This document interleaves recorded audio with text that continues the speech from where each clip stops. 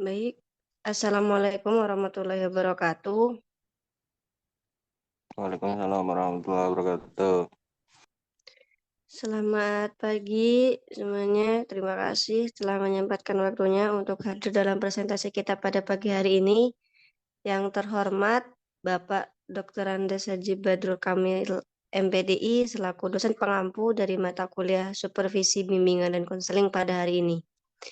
Perkenalkan, kami dari kelompok 4 dengan saya Dea Ayu Puspitasari NPM 2111080019 sebagai moderator dan kedua teman saya akan menyajikan materi. Dipersilakan untuk memperkenalkan diri.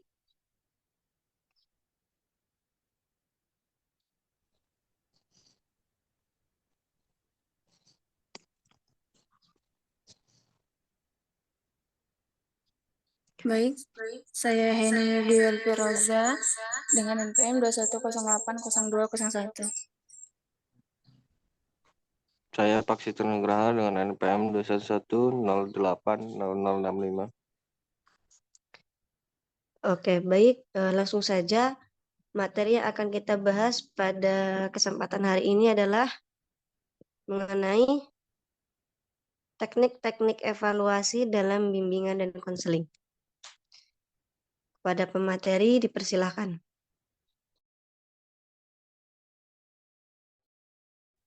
Yang pertama itu ada latar belakang, evaluasi dari awal kemunculannya sampai dengan saat ini, terus mengalami perkembangan evaluasi, merupakan istilah baru dalam kajian keilmuan yang telah berkembang menjadi disiplin ilmu sendiri. Walaupun demikian, bidang kajian evaluasi ternyata telah banyak khususnya mengenai pelaksanaan suatu program tertentu yang pada giliran akan menghasilkan rekomendasi dan digunakan oleh pelaksana program tersebut untuk menentukan keputusan apakah program tersebut dihentikan, dilanjutkan, atau ditingkatkan lebih baik lagi. Dan saat ini evaluasi telah berkembang menjadi tren baru sebagai disiplin ilmu baru dan sering digunakan oleh hampir semua bidang dalam suatu program tertentu, seperti evaluasi program training pada sebuah perusahaan, evaluasi program pembelajaran dalam pendidikan, maupun evaluasi kinerja pada pegawai negeri sipil pada sebuah instansi tertentu. Kemudian ada teknik-teknik evaluasi bimbingan konseling di sekolah.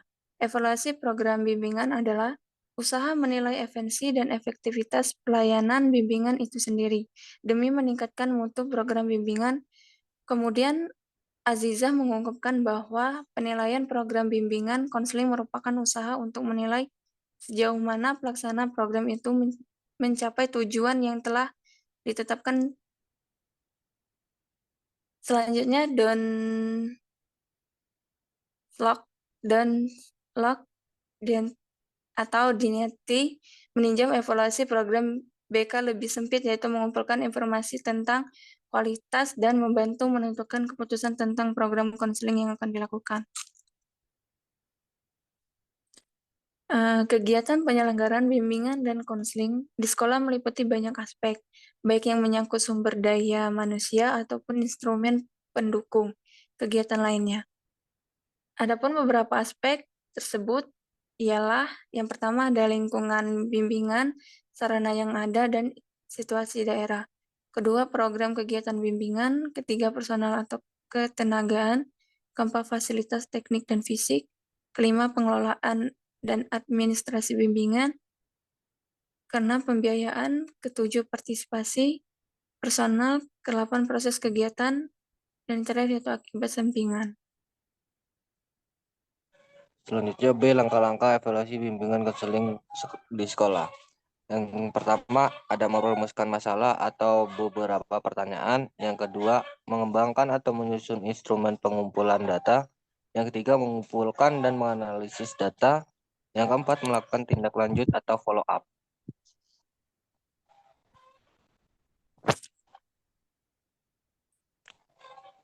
Selanjutnya yang ketiga yaitu teknik pengendalian dalam manajemen.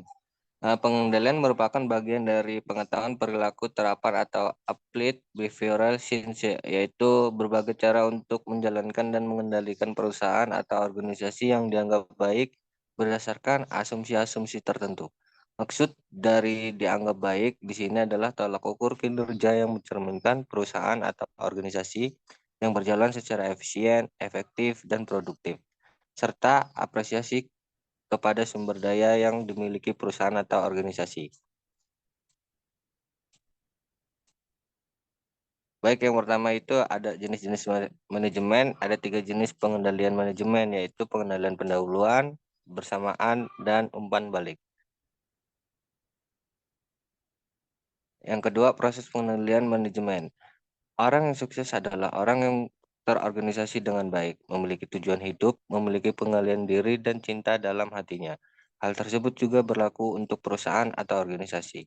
Untuk mencapai kinerja optimal, suatu perusahaan atau organisasi harus terorganisasi dengan baik, memiliki visi dan misi, memiliki daya pengendalian manajemen, dan mencintai pengetahuan yang bisa membantu orang untuk menciptakan kondisi kondusif dalam proses pengembangan keputusan yang tepat. Salah satu pengetahuan itu adalah sistem pengendalian manajemen.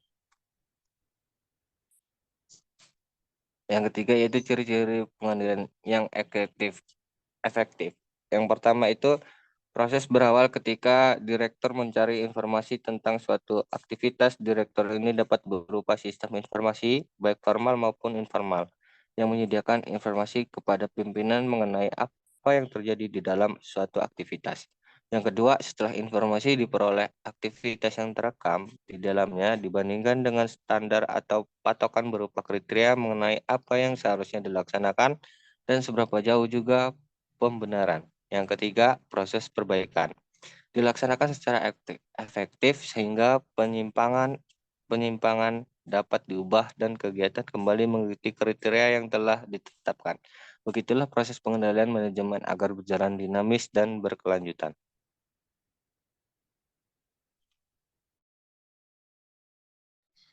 Baiklah, itulah pemaparan materi yang dapat kami sajikan. Selanjutnya untuk sesi tanya jawab atau diskusi akan dilakukan melalui kolom komentar di YouTube ya. Jadi untuk teman-teman yang ingin bertanya boleh langsung saja nanti ke kolom komentar pada video ini. Baik, selanjutnya sebelum saya tutup, di sini saya akan menyampaikan kesimpulan dari materi hari ini. Untuk kesimpulannya yaitu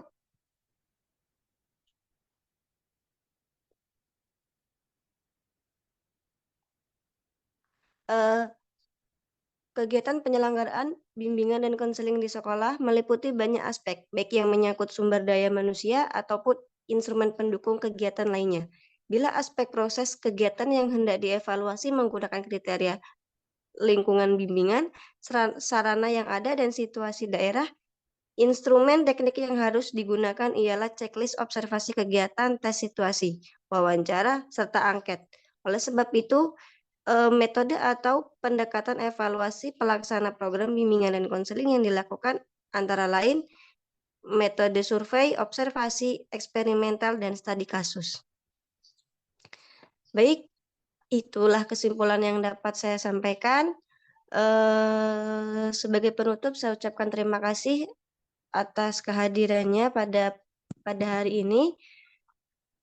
Dan saya mengucapkan mohon maaf apabila ada kekurangan dan kesalahan, dan kepada Allah saya mohon ampun. Saya tutup, terima kasih atas perhatiannya. Saya akhiri, wassalamualaikum warahmatullahi wabarakatuh. Waalaikumsalam warahmatullahi wabarakatuh.